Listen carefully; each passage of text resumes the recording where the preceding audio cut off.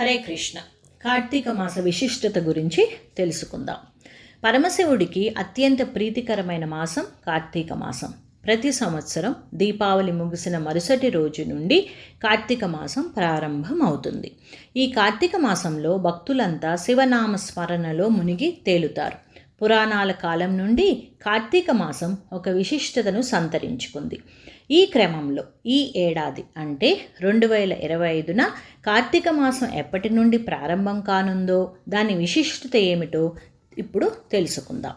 దసరా, దీపావళి పండుగల అనంతరం హిందువులు ఎంతో పవిత్రంగా భావించే కార్తీక మాసం ప్రారంభం కానుంది. ఈ సంవత్సరం అంటే 2025న అక్టోబర్ 21న ఆశ్వయుజ బహుళ అమావాస్య. ఇది గుజరాతీయుల సంవత్సరాది. ఈ అక్టోబర్ 21వ తేదీతో ఆశ్వయుజ మాసం ముగుస్తుంది. అనంతరం అంటే అక్టోబర్ 22వ తేదీ నుండి శివారాధనకు విశిష్టమైన కార్తీక మాసం ప్రారంభం అవుతుంది. నవంబర్ 20 వరకు కార్తీక మాసం ఉంటుంది. ఈ నెలలో పరమేశ్వరుడిని విశేషమైన భక్తి శ్రద్ధలతో ఆరాధిస్తారు.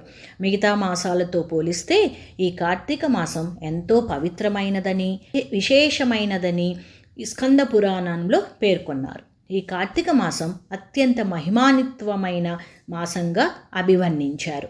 ఈ మాసమంతా పూజలు, వ్రతాలు, ఉపవాసాలు, వనభోజనాలు ఇలా భక్తి పారవస్యంతో మునిగిపోతుంది.